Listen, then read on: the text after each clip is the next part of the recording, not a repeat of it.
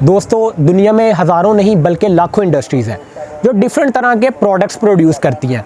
आज जिस इंडस्ट्री की मैं बात करने जा रहा हूँ वो एक ऐसी इंडस्ट्री है जो गुलाम प्रोड्यूस करती है। मैं बात कर रहा हूँ एजुकेशन इंडस्ट्री की। एजुकेशन बेसिकली डेवलपिंग कंट्रीज़ और डेवलप्ड कंट्रीज़ के दरमियान फ़र्क है। जो डेवलप्ड कंट्रीज़ होती हैं वहाँ पे ज़्यादातर लोग पढ़े लिखे होते हैं, लेकिन जो डेवलपिंग कंट्रीज़ होती हैं वहाँ पढ़े लिखों की रेशो होती है वो निहायत कम होती है। लेकिन आज का जो मुद्दा है वो ये नहीं है कि कितने पढ़े लिखे लोग हैं, कितने अनपढ़ लोग हैं।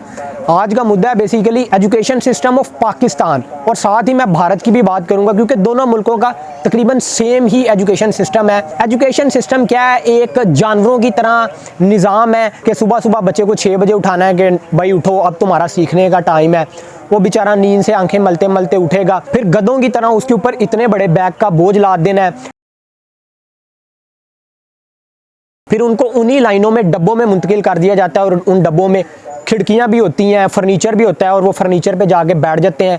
यहाँ से बेसिकली प्रोडक्ट की तैयारी शुरू होती है और एक सामने इंसान एक छड़ी लेके खड़ा होता है जो बस अथॉरिटेटिवली उनको मैसेज दे रहा होता है कि ये आपने याद करना है और at the end of the day वो जो है आपने आंसर शीट्स के ऊपर ट्रांसफॉर्म कर देना है एंड दैट्स द वे आप नेक्स्ट क्लास में ट्रांसफ़र हो जाओगे। बच्चे उधर डरे सहमे बैठे हुए हैं, कोई बच्चा कुछ क्रिएटिवली सोच रहा है लेकिन उधर से उसको आवाज़ आ गई, ओए किधर देख रहे हो तुम?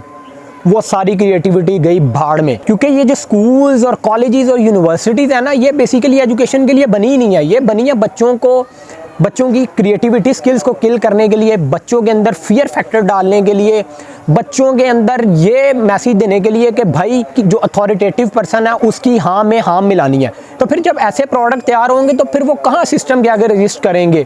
वो कहाँ से ये सोचेंगे कि भाई जो हमारे ऊपर जुल्म हो रहा है वो क्यों हो रहा है? उनके अंदर फिर इनकलाब के ख्वाब नहीं आएंगे, उनके अंदर क्रिटिकल थिंकिंग नहीं डेवलप होगी, उनके अंदर क्रिएटिविटी नहीं आएगी, वो बस कुएं के मेंढक बन के रहेंगे। और ये मैं कोई अपनी बातें नहीं छोड़ रहा, आगे अगर हम लोग हिस्टोरिकल पर्सपेक्टिव भी देखें तो वहाँ पे भी यही आपको मिलेगा कि ये जो स्कूल्स है ना, ये बच्चों के साथ बस मजाक करते हैं। एजुकेशन का नाम लेके बेसिकली उनको ट्रेन किया जाता है कि आपने कुछ नहीं सीखना, आपने बाहर की दुनिया से अल्लाह ताल्लुकी का इजहार करके जो आपको सिखाया जा रहा है बिल्कुल उसी लाइन में आपने चलना है। नॉम चॉम्स्की अमेरिका के लिंग्विस्टिक और राइट है, उनकी एक स्टेटमेंट है, वो कहते हैं the role of schools for the most part of the world is obedient and conformity not education. के जो ज़्यादातर मुल्कों के अंदर जो स्कूल का सिस्टम है ना, वो तालीम देना नहीं है बच्चों को, बल्कि उनको फर्मा बरदारी और अथॉरिटी के आगे हाँ में हाँ मिलाना सिखाना है। मार्क ट्वेन जो कि एक और राइटर है, उनकी भी एक स्टेटमेंट है, वो कहता है I never let my schooling interfere in my education. के जो मैंने स्कूल में सीखा है ना भाई,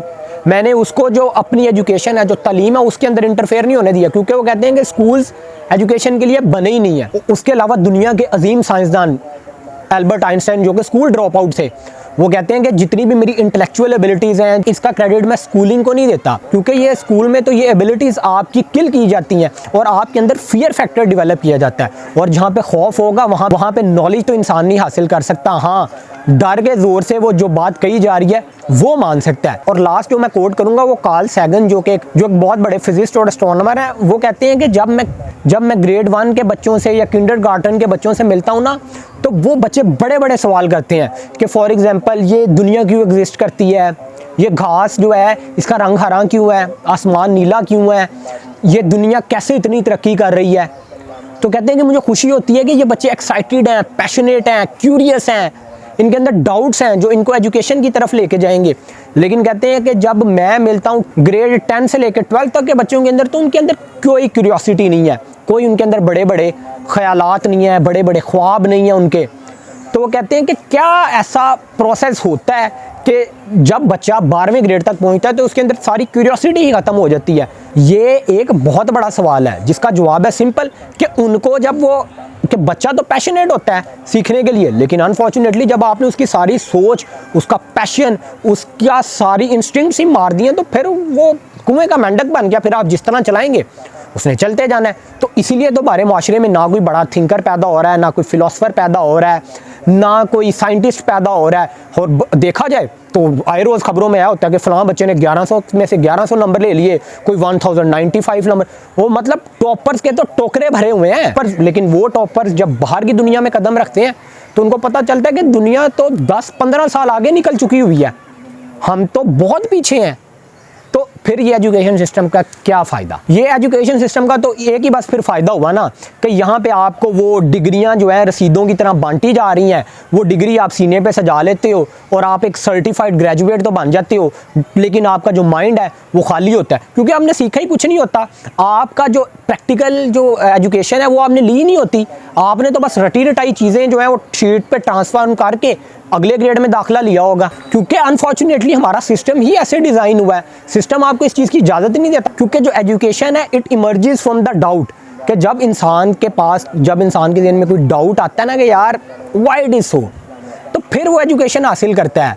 अब फॉर एग्जांपल मेरा शौक है बुक रीडिंग, तो मुझे कोई डंडे के जोर पे नहीं कह रहा कि यार तुम फॉर एग्जांपल जी विल डुरांट की बुक्स पढ़ो या तुम जो है कार्ल मैक्स की फ़िलॉसफी पढ़ो। मुझे शौक है, मैं पढ़ता हूँ। आप एजुकेशन को डंडे के जोर पे ना फैलाएं, आप जो बच्चों का पैशन है, जो वो लाइक करते हैं, वो प्रमोट करें।